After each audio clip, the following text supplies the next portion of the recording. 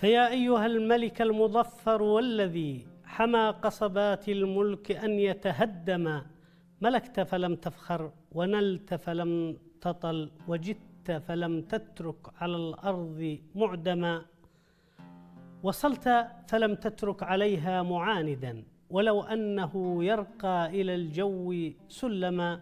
فلم يبق في الأقوام إلا حثالة تهب بها ريح الصبا إن تنسما. الأمير عز الدين بن سعيد بن حاتم على لسان الأمير أحمد بن عبد الله بن حمزة ممتدحا الملك المظفر الرسولي بعد دخول قواته صعدة والقضاء على التمرد الزيدي فيها. بنو رسول كما قال ملوكهم ومؤرخوهم يرجعون إلى جبلة بن الأيهم الغساني، أحد ملوك الغساسنة بالشام. والغساسنة يرجع نسبهم إلى سبأ أو عبد شمس بن يعرب بن قحطان، نزحوا من اليمن مع غيرهم من قبائل الأزد عند خرابس الدمارب بسيل العرم، وتشتتوا وتبعثرت قبائلهم في مناطق متعددة من شبه الجزيرة العربية وتخوم الشام والعراق، والذين ظلوا يفخرون بأصولهم اليمنية والقحطانية وعلى تواصل مع قبائل اليمنية لقرون من الزمن. أما جد الرسوليين رسول الذي نسبوا إليه فاسمه محمد بن هارون، وقد كان كما يقول الخزرجي عظيم الشان من بيت شجاعة ورئاسة، وله وجاهة عند الملوك أنس إليه الخليفة العباسي ووثق به، واختصه برسائله إلى الشام ومصر وإلى من يريد من الملوك في الأمور السرية التي يخشى تسربها، فكان يبعث برسائل شفهية. وكان محمد بن هارون يتحدث بلسان الخليفة وبغير رسالة مكتوبة، ويعود بالجواب شفاها أيضا، فأطلق عليه لقب رسول الخليفة حتى اشتهر به وطغى على اسمه فجهله الكثيرون ولم يعد يعرفه إلا القليل من الناس. ثم جاء أحفاده مع الحملة الأيوبية ولعبوا دورا كبيرا كنواب وعمال لملوكها، وخصوصا الملك المسعود يوسف بن الكامل. وكان قد استناب عنه نور الدين عمر بن علي بن رسول في حكم اليمن عندما عزم التوجه لزيارة أبيه في مصر سنة 626 للهجرة، ولكنه توفي أثناء توقفه في مكة ودفن بها. فلما علم نور الدين خشي أن ينتدب الملك الكامل نائبا آخر بديلا له، فسعى جاهدا لإثبات ولاءه للملك الكامل حتى استطاع أن يحظى بثقته، وعندها بدأ يعمل بشكل حثيث للتمهيد على السيطرة على اليمن والاستقلال عن الأيوبيين، فقام بتغيير عمال المناطق بمن يثق بهم والتواصل مع رجالات اليمن، وعقد صلح مع بنو حمزة الشريف صارم الدين داود بن عبد الله بن حمزة بواسطة بنو حاتم، وهكذا حتى تكللت جهوده بالنجاح، فخلع طاعة بني أيوب في مصر واستقل بحكم اليمن سنة 628 للهجرة، أي بعد عامين فقط من وفاة الملك المسعود، واتخذ من تعز عاصمة له وتلقب بالملك المنصور. ثم بدأ في العمل على استكمال مظاهر هذا الاستقلال، ففي سنة 630 أمر بضرب السكة باسمه، كما أمر بأن يدعى له في المنابر في سائر أنحاء اليمن. كما أرسل سنة 631 هدية للخليفة المستنصر بن الظاهر العباسي ببغداد، وطلب منه تقليدا وتشريفا بالسلطنة والنيابة عنه طبقا لما جرت به العادة مع الملوك والسلاطين التابعين لدار الخلافة. وقد وصل التقليد والتشريف سنة 632 للهجرة، فاستكمل نور الدين مظاهر الشرعية لحكمه واستقلاله بحكم اليمن. لكن الأمور لم تنتهي عند هذا الحد، فقد كان نور الدين يدرك جيدا أنه لا زالت هناك مخاطر خارجية وداخلية على ملكه، فاستقلاله باليمن وفصلها عن الدولة الأيوبية من شأنه أن يعرضه لانتقام السلطان الملك الكامل محمد الأيوبي في مصر، خاصة وأنه كان لا يزال مسيطرا على الحجاز، وهذا ما حدث بالفعل. فقد جهز السلطان الملك الكامل الأيوبي حملة عسكرية ضخمة عام 629 لاستعادة السيطرة على اليمن، ولأن نور الدين كان يتوقع ذلك فإنه لم ينتظر حتى تداهمه قوات الأيوبيين، بل سارع بتجهيز حملة للحجاز التي كانت ما تزال تابعة للأيوبيين ولهم فيها حامية عسكرية، كما أنها تمثل المعبر البري الوحيد للحملات الأيوبية المتجهة إلى اليمن. واستطاعت قوات نور الدين دخول مكة والسيطرة عليها، ما اضطر الحامية والقوات الأيوبية للانسحاب منها إلى ينبع. وباستيلاء نور الدين على مكة تحولت الحجاز إلى خط دفاع أمامي لليمن، وانتقل بذلك مسرح المعارك الأيوبية اليمنية إليها، وتوالت الحملات بين الجانبين كل يعمل على تثبيت سيطرته على بلاد الحجاز. كل ذلك وإن أبعد الأطماع الخارجية عن ملك آل رسول، إلا أنه بالمقابل قد أثار أطماع القوى الداخلية المنافسة وخاصة الزيدية، الذين وإن وقعوا صلحا مع نور الدين وشجعوه على الاستقلال عن الأيوبيين، إلا أنهم كانوا يعتقدون أن ذلك سيشعل الصراع بين الأيوبيين والرسوليين، ما يمكنهم من استغلال ذلك للوثوب على السلطة التي يقاتلون عليها باسم الحق الإلهي منذ مجيء جدهم يحيى بن حسين الرسي أواخر القرن الثالث الهجري. كان نور الدين آل رسول يعلم جيدا بأطماع أولاد الرسي وخاصة أحفاد عبد الله بن حمزة، وكان يخشى أن يثور معهم أو إلى جانبهم بعض القيادات القبلية التي ما فتئت تثور على أي نظام مركزي حين تجد الفرصة مواتية، وحتى لا يتيح الفرصة لتكتل ضده لجأ إلى القيام بحملات دورية حتى لا تتعرض وحدة الدولة للخطر. فبعد حملة الحجاز عام 629 توجه مباشرة إلى صنعاء واستولى على حصن بكر وكوكبان وبراش، وفي عام 630 تسلم بلاد الجحدري في شرق اليمن.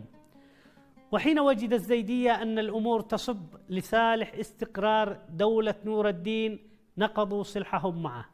وقام يحيى بن حمزة وأتباعه بالهجوم على كوكبان، لكن حاميتها تصدت لهم وردتهم على أعقابهم وقضت على محاولتهم. فلما علم نور الدين بذلك غضب وجهز حملة تأديبية إلى منطقة البون شمال صنعاء لمطاردة بني حمزة، وتمكنت الحملة من استرداد جميع المناطق التي كان نور الدين قد أقرهم عليها في شمال اليمن عقابا لهم على نقض الصلح. ولم يتوقف تمرد الأشراف بني حمزة عند هذا الحد، إذ حاولوا الاستيلاء على جبل منابر، وهو من المواقع الهامة المتحكمة بمدينتي المهجم والمحالب، لكن نور الدين تمكن من الزحف على هذا الحصن، كما بذل أموالا طائلة لشراء ولاء القبائل الذين تخلوا عن يحيى بن حمزة واستقبلوا نور الدين وانضووا تحت لوائه، فسيطر على عدد آخر من الحصون والقلاع والمناطق. ولما عاد إلى زبيد جاءه مندوبو الأشراف معتذرين عما حدث، مقرين له بالطاعة مسلمين له بما استرده منهم من البلاد، وتم الصلح على ذلك لينتظروا ظروفا أخرى فيجددوا تمردهم على الدولة، كما حدث سنة 646 إذا استغلوا خلاف الأمير أسد الدين مع عمه الملك نور الدين،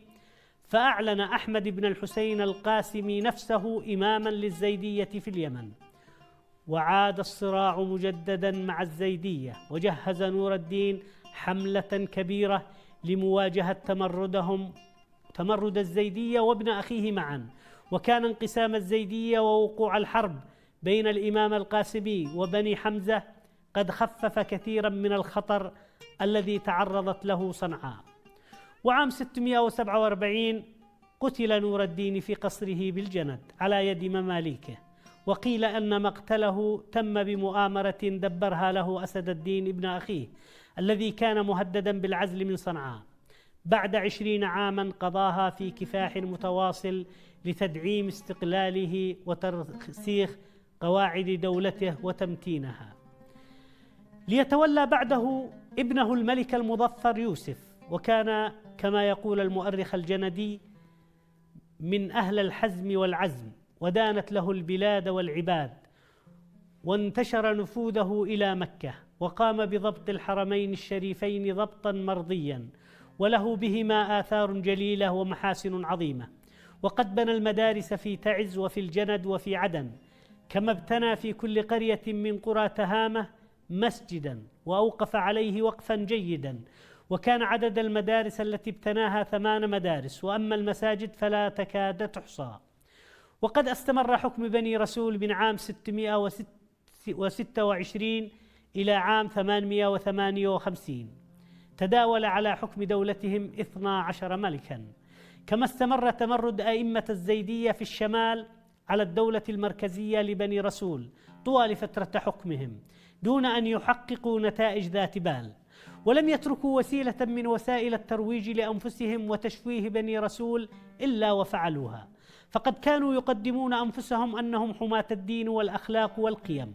وأنهم لا يصارعون من أجل الدنيا، لكن خروج الأئمة على بعضهم واتهام كل إمام للآخر بالظلم والفساد والانحراف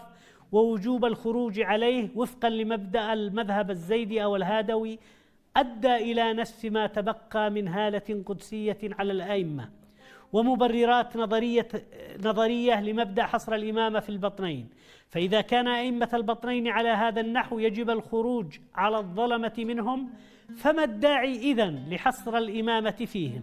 وما الفرق بينهم وبين غيرهم؟ هنا لجأ الأئمة إلى مظاهر التقوى والنسك وتشويه سمعة الحكام من غيرهم، فالخلفاء من غير البطنين يشربون الخمور ويحيون مجالسهم باللهو والطرب، أما أئمة الهادوية فهم يقضون أوقاتهم في الجهاد وذكر الله. كان الإمام عبد الله بن حمزة يقتل الآلاف من معارضيه ويسبي نساءهم ويهدم مساجدهم، ومع ذلك تجده ينعي على خلفاء بني العباس في بغداد عدم التزامهم بالشرع مثله. وفي قصيدة بعثها إلى الخليفة العباسي الناصر بن المستضي قال مفتخرا ومعرضا ببني العباس: لا نعرف الخمر إلا حين نهرقها، ولا الفواحش إلا حين ننفيها. لقد كان في هذا البيت ينفي عن نفسه تهمة يدمغ بها خلفاء بغداد، وهي تعاطي الخمر وإقامة مجالس للهو والطرب، مع أن ما يفعله خلفاء بغداد على سوءه إن صح اتهامه لهم لا يساوي شيئا عند الله وعند الناس مقارنة بجرائم الإبادة التي ارتكبها عبد الله بن حمزة في حق معارضيه في اليمن. ومع ذلك فقد ظل أئمة الهادوية يدندنون حول هذه القضية ويحاولون ترسيخها في أذهان الناس بكل وسيلة، مع محاولة حذف مثل هذه الوقائع من سير الأئمة حتى لا تخدش صورتهم لدى الناس. وقد اعترف بعض مؤرخيهم بذلك، حيث قال محمد بن علي بن يونس المعروف بالزحيف في مقدمة كتابه مآثر الأبرار في شرح تفصيلات مجملات الأخبار، قال: التزمت أيضا أن لا أذكر شيئا من النقائض التي تصدر في بعض الأحيان من بعض العترة إلى بعض، لأني إن فعلت ذلك عاد على نشري لمحاسنهم بالنقض. ومعنى هذا كما يقول القاضي إسماعيل الأكوع أنه أغفل ذكر حقائق رهيبة مخافة أن ينتهك الستر فتظهر العيوب فتهتز القداسة وتزول من نفوس الناس محبتهم. ومع ذلك فقد كان الواقع يفضحهم أحيانا ويظهرهم على حقيقتهم باعتبارهم بشرا كغيرهم، وسجل لنا التاريخ بعضا مما حاولوا أن يخفوه. وعلى سبيل المثال، عندما دخل جنود الرسوليين إلى مقر إقامة الإمام المهدي إبراهيم بن تاج الدين أحد أدعياء الإمامة الذين تمردوا على الدولة الرسولية في بيت حنبس في دمار، وجدوا خمرا كثيرا حرصوا على كسر آنيته أمام الناس ليعلموا الناس حقيقة ما كان عليه الإمام وحاشيته، مما دفع شاعر الرسوليين غازي بن المعمار لتسجيل هذه الواقعة والتعريض بالآئمة ودعاواهم الزائفة، حيث قال: ولما فتحنا بيت حنبس عنوة وجدنا بها الجرات ملأى من الخمر، إذا كانت الأشراف تشرب خفية وتظهر للناس التنسك في الجهر وتأخذ من خلع العذار نصيبها، فإني أمير المؤمنين ولا أدري. قد يقول البعض: لما لا يكون ذلك مجرد كذب ومحاولة تشويه سمعة الأئمة من قبل خصومهم، وليس من الإنصاف تصديق ما يقوله الخصم على خصمه؟ وهذا قد يكون صحيحا، ولكنه ينطبق أيضا على ما قاله علماء ومؤرخو الهادوية تجاه خصومهم، والذي لم يسلم منهم أحد حتى الخلفاء الراشدين. وحين وجدوا عدم جدوى الاستغلال الديني وقضية الأخلاق حاولوا التشكيك بيمنية الرسوليين واستثارة الحس الوطني لدى اليمنيين، على الرغم من أنهم كانوا يعتبرون ذلك جاهلية وكفرا حين كان اليمنيون يرفعون شعار اليمنية في وجوههم، لكنهم لجأوا إلى هذا الأسلوب حين وجدوا حرص الرسوليون على إثبات يمنيتهم، إذ كان الرسوليون قد أعلنوا بمجرد استيلائهم الحكم على اليمن انتسابهم إلى اليمن، وقالوا أنهم من أحفاد الغساسنة الذين رحلوا عن اليمن وسكنوا الشام بعد تهدم سد مأرب. وهذا يدل على سعيهم لكسب مشروعية الحكم وقبول اليمنيين بهم، خاصة وقد علموا مدى نفور اليمنيين من الحكم الأجنبي، وتصارع الطامحون بالسلطة من غير اليمنيين على حكم اليمن، وشاهدوا بأم عينهم انتفاضات اليمنيين ضد الأيوبيين وبني نجاح الأحباش وحتى العلويين الذين كانوا يرونهم أجانب، رغم حرصهم على كسب اليمنيين باسم الدين وباسم العترة. وقد حرص ملوك الرسوليين ومؤرخيهم على إظهار يمنية الرسوليين لإقناع الناس بهم والتمكين لهم والقتال معهم ضد خصومهم، فتمكن الرسوليون خلال فترة وجيزة من مد سلطتهم على أنحاء اليمن، بل أن دولتهم امتدت من شرقي ظفار حتى المدينة المنورة، في حين ظل أئمة الهدى ومصابيح الدجى كما كانوا يسمون أنفسهم محصورين في الجبال والمناطق النائية والبعيدة، يناوشون الدولة المركزية ويناشد اليمنيين أن يقفوا معهم لإسقاطها وإقامة دولة البطنين. وهو ما زاد من حقدهم على الرسوليين، ولم يجدوا ما يثيروا به الناس ضدهم سوى التشكيك بيمنيتهم، إذ قالوا أن الرسوليين ليسوا من أصول يمنية وإنما هم من التركمان. لم ينجحوا بتشكيكهم بيمنية الرسوليين في التأثير على اليمنيين والتفافهم حول الدولة الرسولية، ذلك أن الحكام الرسوليين لم يكتفوا كما يقول الدكتور عبد العزيز المقالح بإعلان انتسابهم إلى اليمن، ولا بإعطاء دولتهم الهوية الغسانية نسبة إلى الغساسنة اليمنيين، بل اتبعوا ذلك بقطع صلتهم بالدولة الأيوبة في دمشق والقاهرة، وأعلنوا استقلال اليمن عن أي نفوذ خارجي. وكان هذا الإعلان خطوة سياسية بارعة مكنت للدولة الفتية من التوسع في البلاد، وجعلت اليمنيين بمختلف اتجاهاتهم يلتفون حولها مؤيدين، وقد ساعدها هذا على مد ألويتها على جميع اليمن.